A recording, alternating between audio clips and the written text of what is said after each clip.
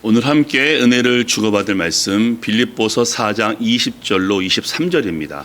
빌립보서 마지막 말씀입니다. 빌립보서 4장 20절로 23절. 우리 한 절씩 교독하시겠습니다. 하나님 곧 우리 아버지께 세세 무궁하도록 영광을 돌릴지어다. 아멘.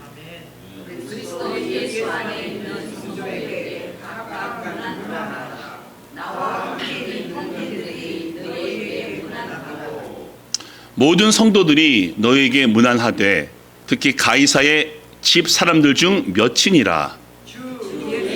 그리스도의 은혜가 너희 심령에 있을지어다. 아멘. 이 본문을 중심으로 해서 빌립보서 25번째 마지막 말씀, 다른 길을 걷는 사람들 두 번째 이야기 함께 나눠보겠습니다. 사랑하는 교회 가족 여러분, 한국에 있을 때 딸 다희가 학급 신문을 가져온 적이 있습니다. 학급 신문 뭔지 아시죠? 아이들의 시, 에세이, 활동 사진을 이렇게 찍어서 보내주는 학급 신문인데 한 학생이 기록한 글이 기억이 납니다. 글 제목이 나의 인생이라는 제목이었는데요. 이런 내용이었습니다. 초등학교 졸업하고 중고등학교 들어가게 되겠지. 열심히 공부해서 4년제 대학을 들어가게 될 것이고 잘 풀리면은 대기업에 입사하겠지. 열심히 해서 돈을 모으게 되면은 30평 아파트를 사게 될 것이고 부모님께 도움 받으면은 40평 아파트를 사게 되겠지. 결국 나는 30평, 40평 아파트를 위해서 사는 것인가? 라는 글이었습니다. 초등학교의 글이었고요. 다이의 친구였습니다. 보면서 참 서글펐습니다. 초등학교 아이가 벌써 그런 고민이 있다는 것이. 근데 어쩌면 이것이 많은 사람들의 인생일지도 모릅니다. 성경은 말씀하죠. 육신의 정욕과 안목의 정욕을 줬습니다. 잘 살고 싶고 부자가 되고 싶어 하죠. 그러면요, 이생의 자랑이니 자랑하고 싶어 합니다. 그럼 그 다음에 뭐죠? 아마 공허함을 느낄 겁니다. 그런데 우리는 하나님의 자녀인데 우리는 이 길을 걷고 있는지 혹은 다른 길로 걷고 있는지요. 오늘로써 빌립보서 말씀을 마칩니다. 오늘 25번째 말씀인데요. 이렇게 많이 할 줄 몰랐습니다. 왜? 4장밖에 안 되기 때문에. 자세하게 이 말씀을 나누면서 저한테 참 큰 은혜가 되었습니다. 기쁨이라는 주제였기 때문이죠. 오늘 설교 제목이 근데 다른 길을 걷는 사람들 두 번째입니다. 또 왜 두 번째죠? 두 번째가 있으면 첫 번째가 있다는 얘기 아닙니까? 혹시 기억나십니까? 빌립보서의 첫 번째 설교가 다른 길을 걷는 사람들 일이었습니다. 그리고 오늘 두 번째죠. 자, 빌립보서 첫 번째 말씀 어떤 내용이었죠? 우리는 시작과 출발이 다르다. 주님의 은혜 가운데 구원받았기 때문에 우리에게는 주님의 은혜와 평강이 있다라는 것이 첫 번째 내용이었고요. 그 이외에도 우리는 다른 길을 걷고 있고 우리는 앞으로도 다른 길을 걸어갈 것입니다.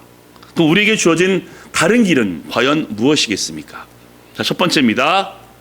우리는 은혜로 삽니다. 아멘. 주 예수 그리스도의 은혜가 너희 심령에 있을지어다. 아멘. 은혜. 바울이 지은 편지가 13개죠.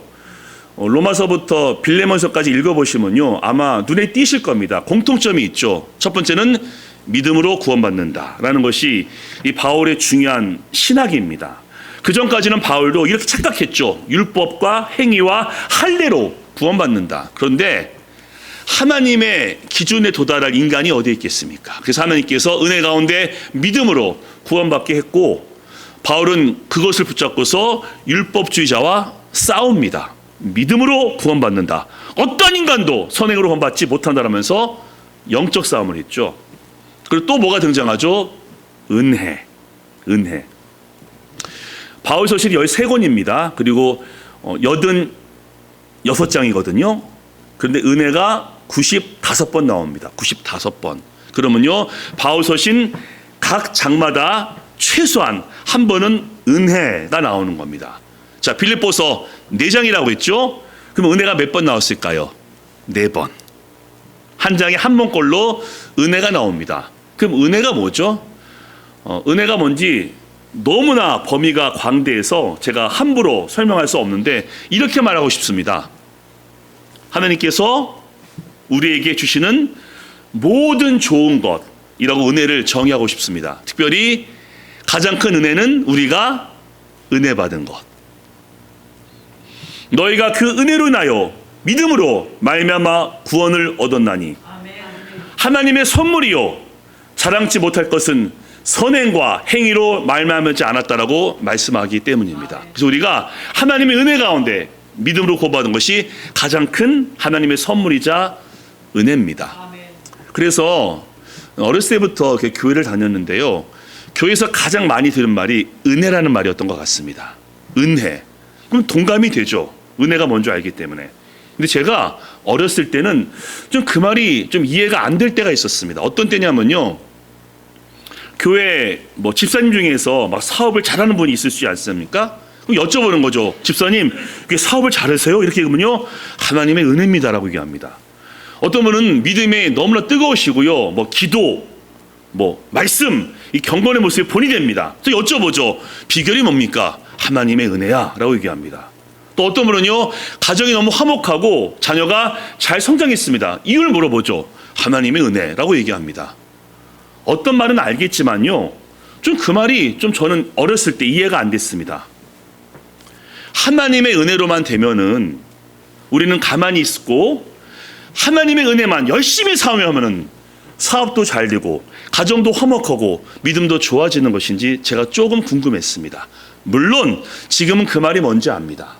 모든 것이 하나님의 은혜이기 때문에 신앙인들이 하나님의 은혜입니다라고 고백하는 것이 어떤 뜻인지 알지만은 더 절감하는 것이 열심히 살아도요, 계획대로 안 될 때가 많이 있고요, 가족과 자녀에게 열심을 다했는데 자녀와 관계가 안 좋을 수도 있습니다. 우리 인생 내 마음대로 장담할 수 없고 내가 뿌린 만큼 거둘 수도 없기 때문에 어떤 열매가 있으면요, 우린 고백할 수밖에 없습니다. 하나님의 은혜입니다라고. 무엇보다 제가 조금 이제 세월이 흘러가면서 가장 깊이 느끼는 것 중에 하나가 주 앞에서 제가 어떠한 죄인지 알기 때문에 더 은혜가 크게 느껴집니다. 저 구원받은 지 오래되었고요, 믿음 생활을 오래 했지만 여전히 죄와 유혹에 넘어집니다. 그런데도 하나님은 또 용서해 주시고 우리 손을 붙잡아 주십니다. 그렇게 오랜 시간 동안 기도해 왔고 하나님을 찬양해 왔건만 여전히 부족하고 연약한 게 저의 모습이자 우리의 모습일 겁니다. 그러므로 하나님은 끊임없이 사랑해 주시고 손을 붙잡아 주십니다. 그래서 하나님을 만나면 만날수록 저의 부족함이 느껴지게 되면서 하나님의 위대하심이 동시에 느껴지면서 그렇게 위대하신 하나님이 저를 사랑하시니 하나님의 은혜구나라고 고백할 수밖에 없다라는 것이죠. 그래서 바울이 디모데전서 1장 말씀에 고백한 그 문장이 참 와닿습니다. 바울이 이렇게 고백하거든요. 나는 죄인 중에 괴수라. 아니, 바울이 죄인 중에 괴수면 우리는 어떻게 합니까? 물론 그 말이 없는 말은 아니죠. 그가 예수님을 믿기 전에 교회를 핍박했고 그리스도를 박해했으니까 그 과거의 죄 때문에 그렇게 고백할 수 있습니다. 하지만 예수님을 만난 다음에 바울은 정말 손에 꼽히는 변화되고 성숙하고 예수님을 닮은 자입니다. 그런 자가 왜 나는 죄인 중에 괴수라라고 고백을 했을까요? 아마 많이 경험하셨을 겁니다. 신앙생활을 오래 하게 되면요, 하나님 앞에서 내가 어떤 존재인지 깨닫게 됩니다. 하나님은 너무나 거룩하신 분인데 나는 그 앞에서 너무나 죄인인 것을 인정하지 아니할 수가 없습니다. 하나님은 너무나 전능하시고 위대하신 분인데 그 주 앞에서 내가 얼마나 부족한 존재인지 인정하지 아니할 수가 없습니다. 그래서 그 거룩하시고 전능하신 하나님께서 부족하고 연약한 우리를 사랑해 주시고 인도하시니 하나님의 은혜라라고 고백할 수밖에 없다는 것입니다. 그래서 우리는 세상에서 다른 길을 걷고 있습니다. 똑같은 것 같아 보이지만요, 우린 다릅니다. 세상 역사 가운데, 믿음의 역사 가운데 서 있고 그 가운데 서 있기 때문에 하나님의 절대적인 은혜와 기쁨을 지금도 누리고 있습니다. 부족해도, 연약해도, 잘못해도 하나님은 우리를 안아주시고 돌봐 주십니다. 그래서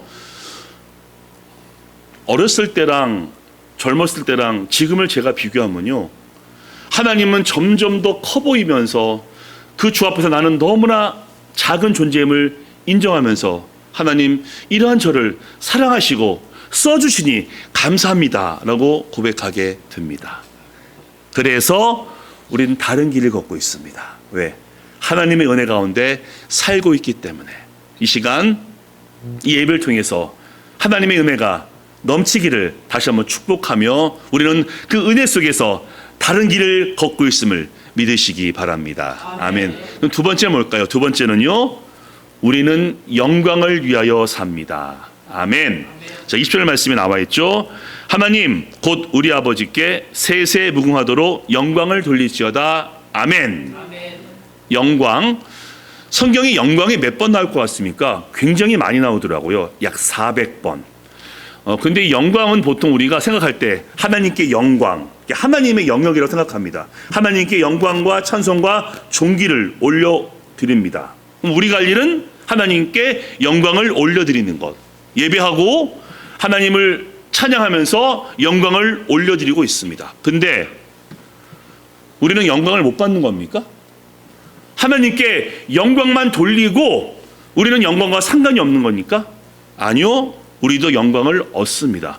성경을 찾아보시면요, 내가 너에게 영광을 나타나겠다라고 말씀하시고요, 내가 너를 영광에 참여하게 하겠다라는 말씀이 굉장히 많습니다. 예수님께서 우리에게 말씀하셨죠.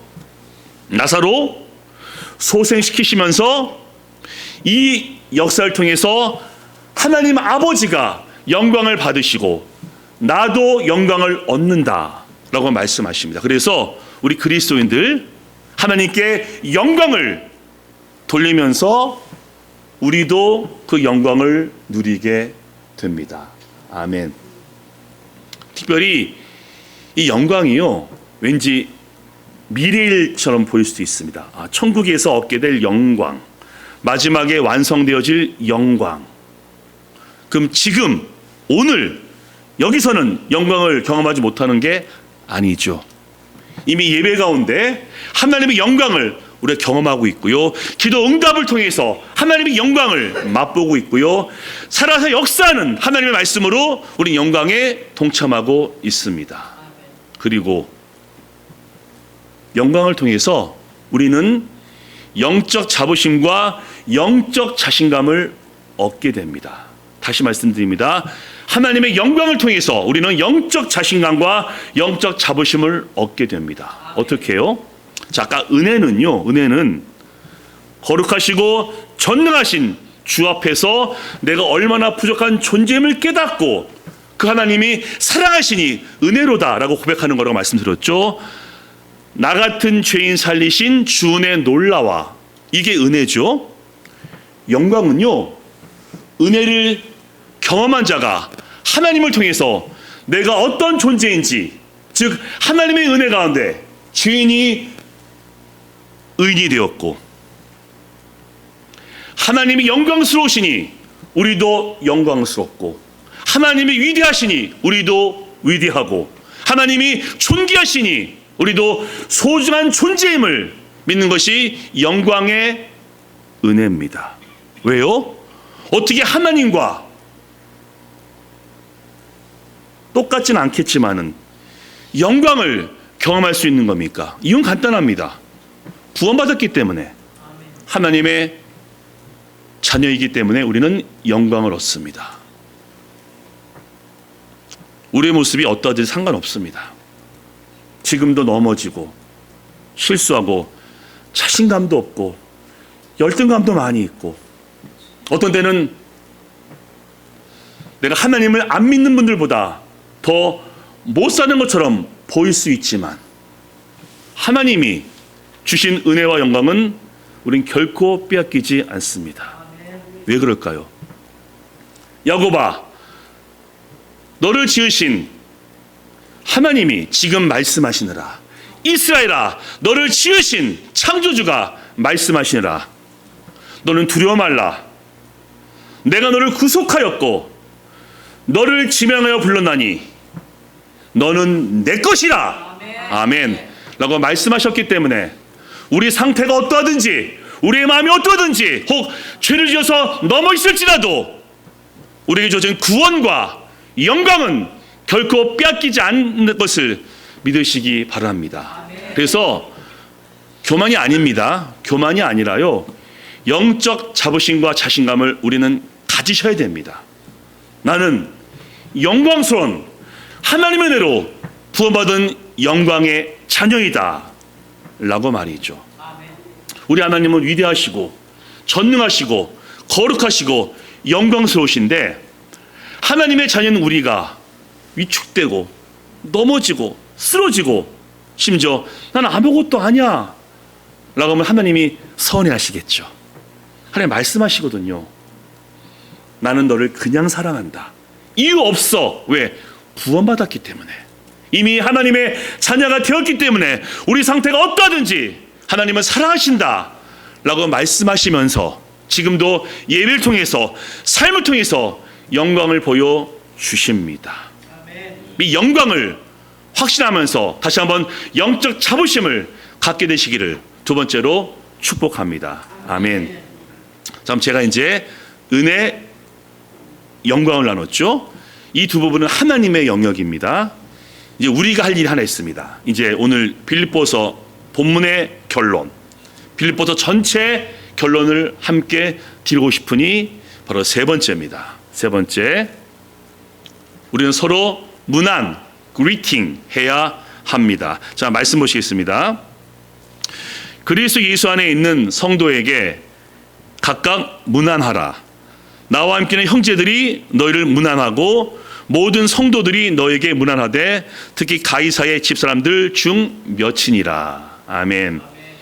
저기 지금 읽은 본문에서 가장 많이 보이는 단어가 무엇이죠? 문안, greeting, salute 이런 뜻이죠. 문안이 뭡니까? 이게 거창한 얘기가 아닙니다. 뭐 축복이란 뜻도 있긴 하겠지만요, 그냥 잘 지내? 행복해? 라고 물어보는 것이고 건강해야 돼. 행복해라고 얘기해 주는 겁니다. 좀 더 의미를 확장하면요, 마태복음 말씀이죠. 네가 어느 집에 가더니 그 집에 가서 평안을 빌라. 이게 다 문안이죠. 여러분들 바울이요, 문안의 대가이며 문안의 아주 전문가입니다. 서신서를 보게 되면요, 첫 머리에 늘 인사하죠. 예수님의 은혜와 평강이 있을지어다 라고 문안하죠. 그리고 성경 마지막에도 문안합니다. 빌립보서도 문안으로 말씀 마치고 있고요. 13개 서신서 대부분 문안으로 마치고 있습니다. 그래서 문안이 약 50번 나오고요. 로마서 같은 경우는 38명에게 문안을 얘기하고 있고 약 80명에게 바울이 문안을 얘기합니다. 문안하라. 서로 인사하라. 서로 사랑하라. 라고 말이죠. 자, 오늘은요, 세 그룹입니다. 예수 안에 있는 성도. 누굴까요? 같은 교회 분들은 아니고 다른 교회 분들. 모두가 주님의 은혜로 구원받은 백성이기 때문에 다른 교회 분들에게도 문안하라 라고 얘기하고요.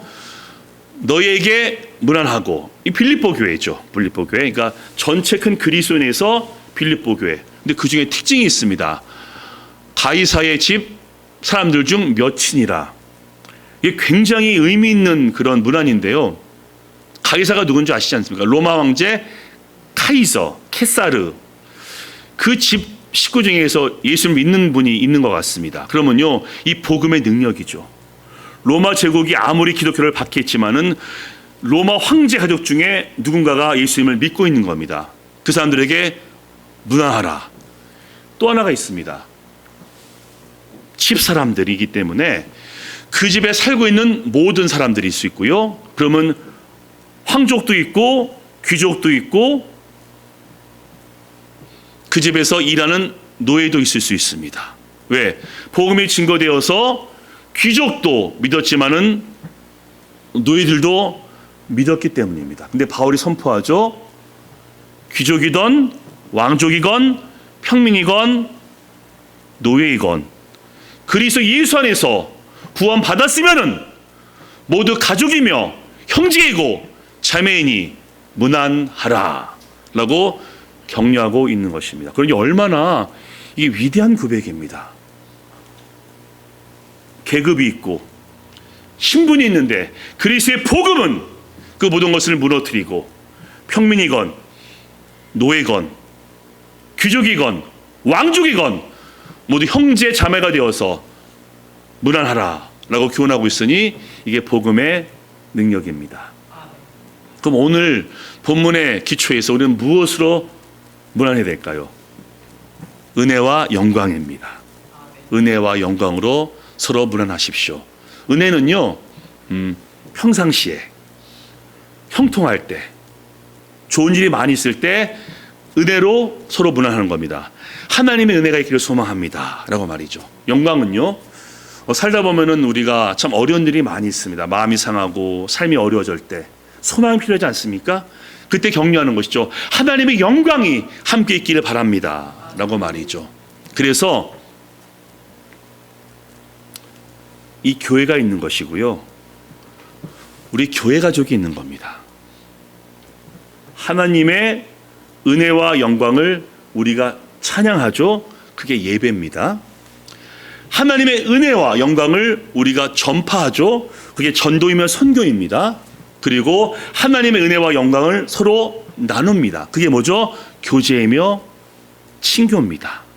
그래서 이 교회는 하나님의 은혜와 영광을 예배하는 하나님의 성전이며 하나님의 은혜와 영광을 증거하는 구원의 방주이며 그리고 우리 모든 교회 가족들에게 은혜와 영광을 문안하는 영적 지체임을 기억하시기 바랍니다. 아멘. 우리 지난 주일날 남자 테이블에서 좀 그런 얘기했습니다. 마음 아픈 얘기였는데요. 교회가 갈라지는 이야기. 그러니까 교회를 독립시키는 것이 아니라 이제 마음 아프게 나눠지는 이야기를 좀 나눴습니다. 아마 여러분들도 집 간접적으로 교회가 갈라지는 경우를 경험하신 적도 있을 것이고요. 이 아틀란타 지역에도 뭐 그런 이야기를 듣습니다. 교회가 갈라졌다. 그 말을 나눈 다음에 집에 한번 생각해 봤습니다. 제가 성도로서 어렸을 때 섬겼던 교회가 세 교회더라고요. 세 교회. 근데 제가 이사해서 3번 교회를 옮긴 거고요. 제가 전도사와 부사역자로 섬긴 교회가 또 3교회더라고요. 그리고 제가 담임 목사로 섬기는 교회가 생명나무 교회를 포함해서 3교회입니다. 그럼 총 9교회죠. 정확히 8교회입니다. 왜냐하면 제가 자란 교회에서 전도사가 됐기 때문에 정확히는 제가 오늘까지 섬긴 교회가 8교회입니다. 그런데 감사한 게요, 교회 가운데 갈등은 있었지만은 교회가 갈라진 일은 한 번도 없어서 그게 또 되게 감사하더라고요. 그래서 여기 계신 분들 지난 시간을 돌이켜 보시면서 섬겼던 교회가 한 번도 갈라진 적이 없으면요, 정말 감사한 일입니다. 그럼 이거 우리가 자랑할 수 있는 겁니까? 아니요, 못합니다. 하나님의 은혜이기 때문에. 우리가 잘해서 그런 것이 아니라 하나님의 은혜 가운데 교회가 보호받았기 때문에 우리가 그렇게 그런 어려움을 경험하지 않은 것이죠. 그러면 하나님의 은혜에 감사하면서 우리가 뭘 해야 됩니까? 바로 서로 문안하라. 뭘로요? 은혜와 영광으로. 먼저 이렇게 말씀드립니다. 뭐 우리 교회 분들은 너무 잘하시니까 해당되지 않으시겠지만요, 교회 지체를 평가하고 비판하고 정죄하는 것은 아예 하지 않겠다라고 생각하는 겁니다. 빌립보 교회 유일한 갈등이 뭐였죠? 유오도어와 순두계의 갈등. 근데 바울이 그 두 교회를 호통치지 않습니다. 권합니다. 하나가 되어라. 그리고 많은 지체들한테 부탁합니다. 도와주어라 라고 말이죠. 그래서 우리는 교회 식구들끼리는요, 문안하고 축복하고 세워주는 겁니다. 왜?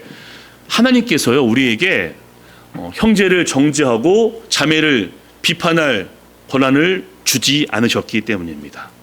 우리에게는 격려하고 축복하고 문안할 사명을 맡겨 주셨습니다. 이런 생각이 있을 수 있죠. 해야 할 말 해야 되지 않습니까? 잘못하는데 지적해야죠. 뭐 그럴 수 있겠지만요. 여러분 아시지 않나요? 우리 인간은요. 누군가가 싫은 소리 하면요. 마음 상합니다. 그리고요. 마음을 닫아버립니다. 어떻게 할 수 있을까요? 혹시 우리가 새벽 기도 때 욥을 보고 있는데요. 제가 이번에 많이 깨달았습니다.